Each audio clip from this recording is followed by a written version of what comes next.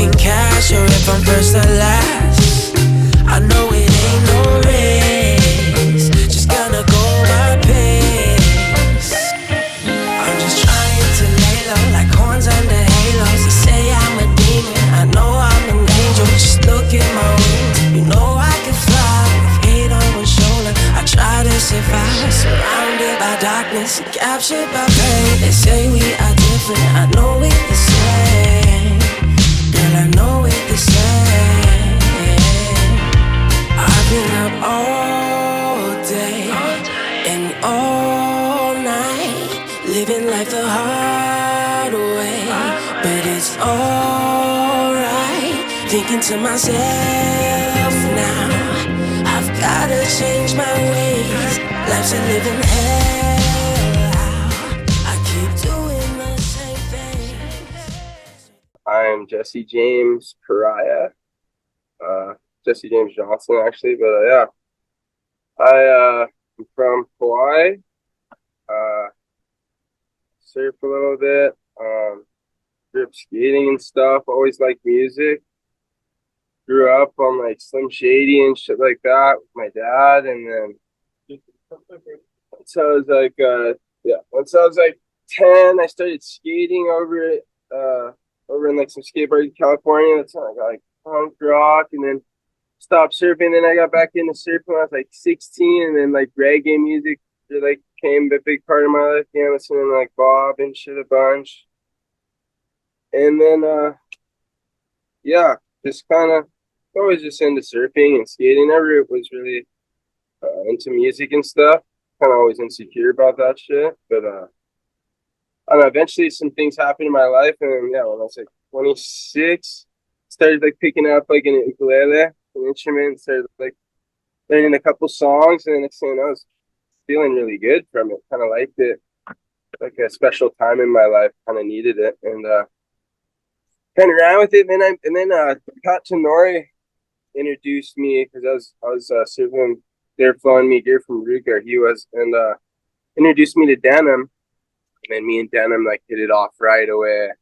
He was like an older brother, fucking I never had, fucking was doing everything I always dreamed of doing, like as far as music, you know, and then I was doing everything he always dreamed of doing as far as surfing, so we were able to share that bond. And then fucking he helped me make a couple songs, and then a few months down the road, Lanny gave me a call, and Denim was with him on Oahu, and I happened to be like an 18-minute flight away on Kauai. And we flew over, and that was the first time me and Landon ever made music together. We always seen each other surfing, but it's kind of a special thing, you know, music. Yeah, at least for me. And so you don't just kind of like collab with anyone, you know what I mean? I don't know, you gotta be open enough. But was that weekend hold on, I'm gonna interrupt you. So sorry. Was that weekend kind of like the beginning of Slum Beach Posse? Was that like the birth of Slum Beach Posse? That was the birth of Slum Beach Posse. Yeah, it was that. It's that weekend. Yeah, it's like right when COVID was like it's in his prime. You had to have like a fake vax card and everything to travel. It was awesome. Yeah, thought you the man. Just kidding. But yeah, it was nuts. That was the start of it. I somehow flew over, and I think I might have caught it like 2 or 3 days later because Landon's grandma had it, but I didn't really care. I was like, fuck, let's make music. I went over to his house, and I guess she ended up not having it, but fuck, I started feeling sick like 2 days there. I was like, fuck, I need to get home. But we were able to make like 3 songs, like 3 out of the 7 songs we made in like a day and a half or something. So yeah, the synergy was there. It was obvious. Slum Beach Posse was a force that needed to be created. And we're second one that's coming out, it's fucking already gonna be mental. It's bangers. And same thing, we went to Landon's after a show. We did like maybe 6 months this summer, and then me, Denim, Benny Ranks, and like I think Sweet Tea or Christian might have been there too. But when we stayed at Landon's, same thing. Like stay there for 2 days, came up with like 3 songs. Just good spot down there at Landon's over here on Oahu. But like I said, we played a show at Waikiki Shell. Me, Landon, or Denim did, and then me and Landon jumped up for our songs and played with them, and then Landon invited us to come stay at his house again for a few days, and that's when we made SBP Volume 2, which came out fucking super sick, better than the first one. And I left there. Me and Denim left there, went back to California, and after that, I kind of really started moving forward on my own album, and that's when I was working plenty. I started working plenty with my friend Zane from Strange Case, and fucking he's doing some things with Jacob Noel actually right now, Summit Records and stuff. I know Actually, we one of their dropped it projects, yesterday. like, Yep. yeah, it's fucking so yeah. With that happening, and then I have a single coming out, or my album coming out in January, stuff like that. Or no, yeah, my single. Sorry. Really quick on that. Really quick on that. So Sunburnt, yeah. right? Zane and Jake, they just dropped this record label. I saw your name on it. Fantastic, amazing. You were at Locals Only. You were at that very first show in Thousand Oaks where it kind of all started, right? What was that show like? Wait, say that again. I'm sorry. The which show again? With who? The one With Zane? with Zane, the Locals Oh Only. yeah, that thing was fucking mental. We were like worried. They were all. I wasn't worried because I wasn't setting shit up. It was just Zane and fucking Jacob. But I was like a part of it. I was an act, but I didn't have to stress about like selling tickets and shit like that. But they kind of were, and then at the end of it, it was like one of the sickest fucking shows I ever got to play at so far, or even been to. Really, like I'm pretty sure it was all ages at like that Tarantula Brewing place, and usually that's like a weird vibe, but it wasn't. You know, everybody there was like family vibes, fucking super into the music. Fucking yeah, they killed it. Their lineup was good.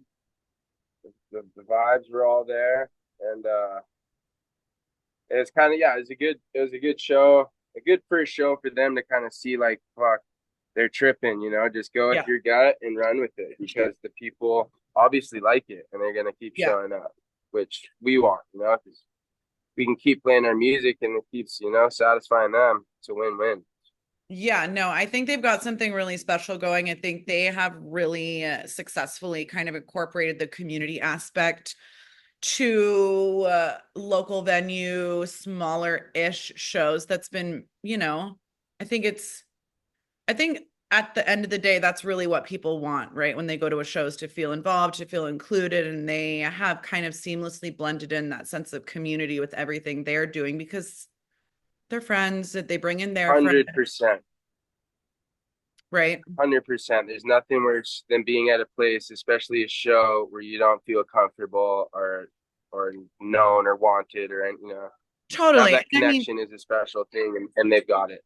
I think to that point too, what you were saying about you and Denim and Landon, like everything just flowed really smoothly because you did it. You guys did it. You get along really well. You're doing it because you love it. It's nothing is forced, right? It's just like it works. It's like vibes are right. Exactly. We're having fun. Yeah. Fucking all the best things happen when you're having fun. It just flows. Totally. You know that? So your album, have you had fun recording your album? Like, what has that process been like for you, and how long have you kind of been doing it?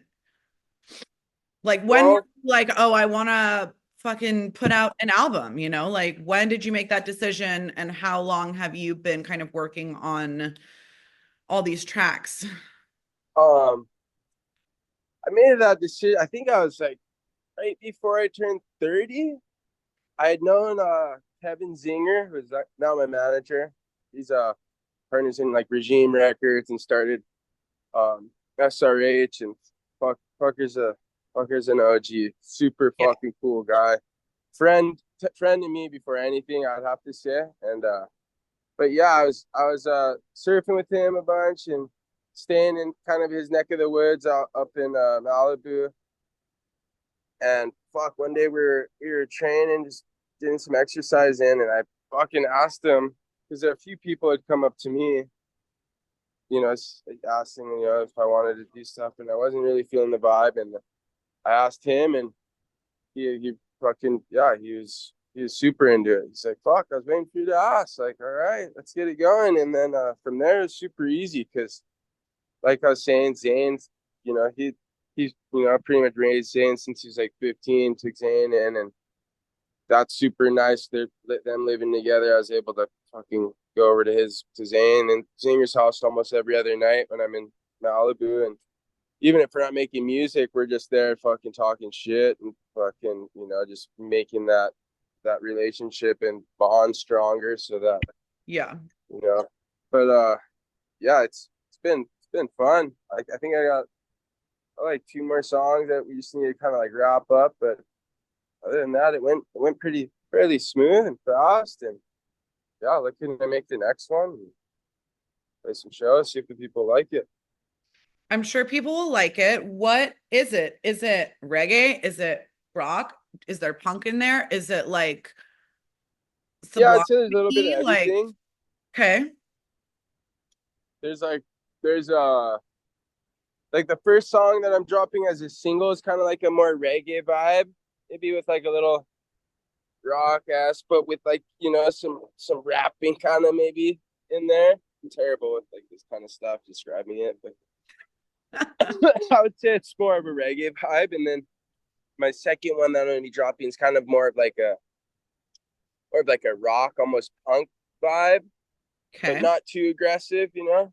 Yeah. And then but I'd say it's a pretty diverse album. If you ask me. I don't know the music that I listen to, like I don't know. My fucking playlist is different every day, so I kind of guess you could say my album's gonna be the same way. Yeah. Huh? But Totally. yeah, there's definitely gonna be some reggae.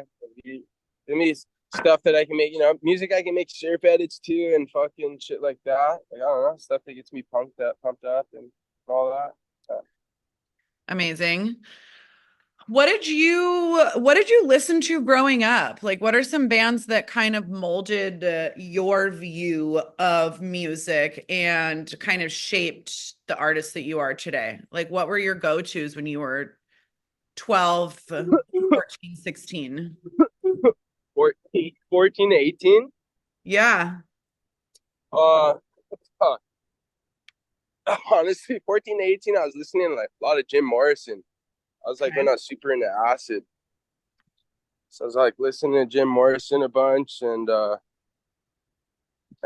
fuck, pretty much yeah, that. And I was just like a Slim Shady. I don't know. Like my dad fucking like imprinted that shit in my brain because it's the only CD we had in his car when I was a Grom. So it was like Slim Shady, and then like yeah, Jim Morrison shit when I was that age. And obviously whatever was popping and hot then, but like always that I was always listening to is yeah, probably Slim Shady, Jim Morrison, Black Sabbath for sure. I like that, like for surfing and like skating shit. Just I don't know, whatever my mood was. Kind of had a big palette. You know, and the Yeah. older I got, the more music I was introduced to. Growing up in Kauai, there's not like a big music scene. You know what I mean? It's like a bunch of Joanne, like which is fucking jams, fucking, Yeah. but you know they're not really. There's not a big palette that you can choose from. Kind Yeah. of. So it was nice, you know. Yeah, when I don't know if I said when I was 10, I actually lived in California for like 5 years. My dad got locked up over in Lompoc for like 5 years. So then my mom kind of moved out there so that we could visit him, and that's like when I started skating, and that's when I kind of got introduced to like punk music. That's when I really started getting into that shit. So it's a good little kind of get me into other music streaming stuff. But Yeah. like I said, I didn't really, yeah, didn't really start music till yeah, I was 26, I think. So yeah, You obviously I always like all music. go ahead. No, I always what? Sorry. I was just gonna say, but you've always, music has always like played a part, and you've obviously always kind of been an artist. I feel like